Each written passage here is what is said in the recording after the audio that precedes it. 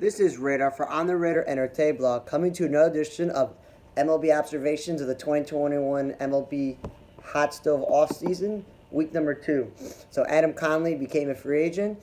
He's a useful left-handed pitcher for organizational depth. The Rockies brought back Elise Cecine, who will be, again, organizational depth because he can start or relieve, and he's mostly been a Rocky, so they just want to keep him.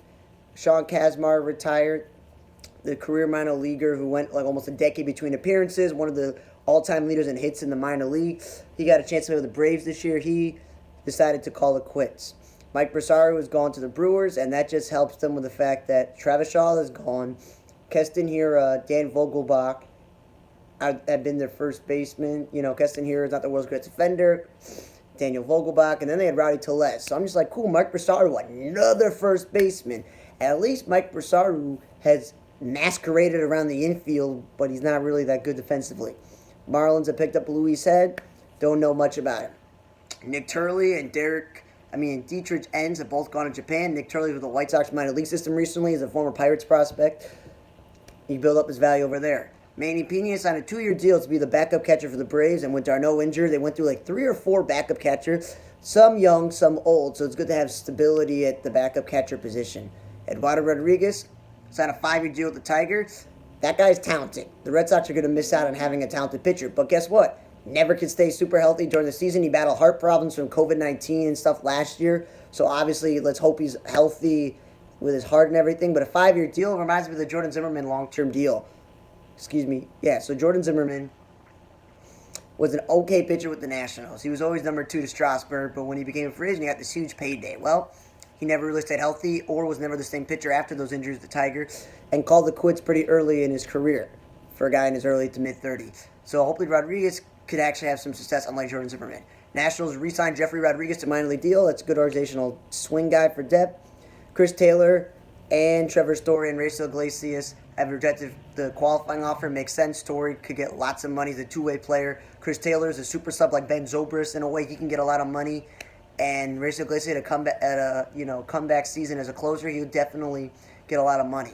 Jose Barrios signed a 7-year extension with the Blue Jays. So whatever prospects the Blue Jays gave up to the Twins, it will matter in the future. But for 7 years of a young pitcher in his prime who was the Twins' best pitcher, which is why I was like, why trade your best pitcher? They will definitely help the Blue Jays to know that they'll have this guy for a long time. Noah Syndergaard's on a 1-year deal with the Angels. Hopefully it goes better than the Matt Harvey Angel thing. But at that point, Matt Harvey was already washed and wasn't the most healthiest pitcher to begin with. Syndergaard is coming off Tommy John surgery, but he's a little bit younger, and he's a little bit... The last time he actually pitched, he was way better than Matt Harvey was before he went to the Angels. Hopefully it's a rebound 1-year deal. He pitches well enough to get a multi-year deal from somewhere else. Pirates release pitchers Tanner Anderson, catcher Taylor Davis, the former Cubs catcher, and utility guy Phillip Evans. Those guys will all probably latch on somewhere in a minor league deals. Phillip Evans being a guy who's played all the corner infields and outfield spots, that will help. Angels DFA Junior Guerra. That didn't work out to sign him as a swing guy, but somebody will pick him up.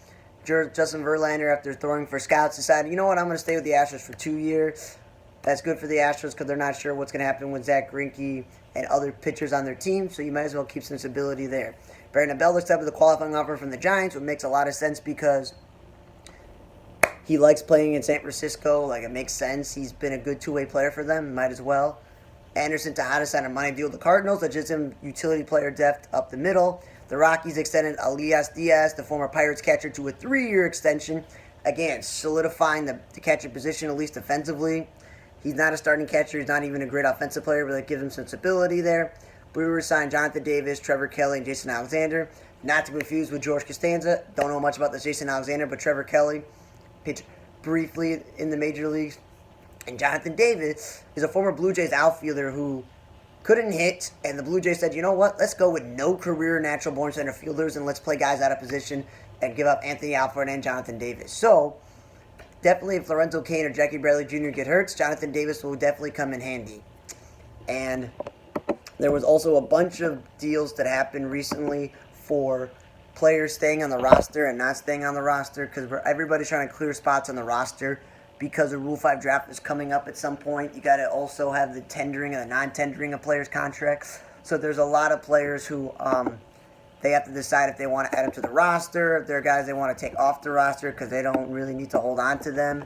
And A handful of those just happened this afternoon, and basically the Braves put Drew Waters on the roster, and the Mariners put Julio Rodriguez on the roster. So those are some of their best prospects that they had.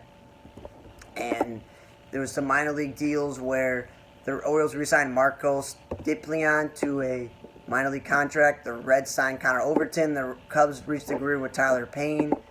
And Phillies acquired Nick Nelson. So again, they're trying to bolster that bullpen. Red Sox added Jeter Downs to the roster. Blue Jays picked up Sean Anderson from the Pirates. Just again, organizational depth.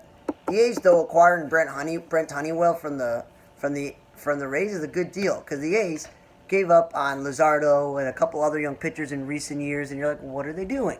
Well, for them, they get a young pitcher from the Rays who hasn't been the most healthy, but that is good for them. He's definitely going to pay off dividends for them because he's got young potential. Cubs added Nelson Vasquez and Ethan Roberts to their roster. Twins have DFA'd the tortoise, the baby Bartolo Colon, Willens Astadulo, so that I don't know who would pick him up. Astros selected Jeremy Pena and a couple others. Cardinals also added players to the roster. Phillies claimed Kent Emmanuel from the Astros. Again, they're trying to fix their bullpen. Orioles claimed Lucius Fox, and the funny joke is everybody knows Lucius Fox. Lucius Fox is this brilliant scientist who worked for Wayne Tech, and he helped design a lot of the stuff for Batman, so I didn't know there was a baseball player named that, and they picked him up from the Royals. Rockies select Ryan Rolison and Noah Davis, some of their best prospects. Reds selected Hunter Green as a prospect. He's one of the best prospects in baseball. Nico Goodrum has become a free agent now. This guy, he's proven that he can play center field, he can play second base, he can play shortstop, and he's even played first base. So he's going to be very valuable in the market to a team that needs a super utility guy, or even give him the opportunity to start every day, because that's what the Tigers were doing. A's selected Nick Allen and some other player. Cardinals signed former Cubs pitcher Kyle Ryan. Again, organizational depth. That was it for week 2 of MLB observations of the 2021 offseason hot stove. Thanks for listening to this. This is the Radar for On the Radar Table Block. See you guys next time.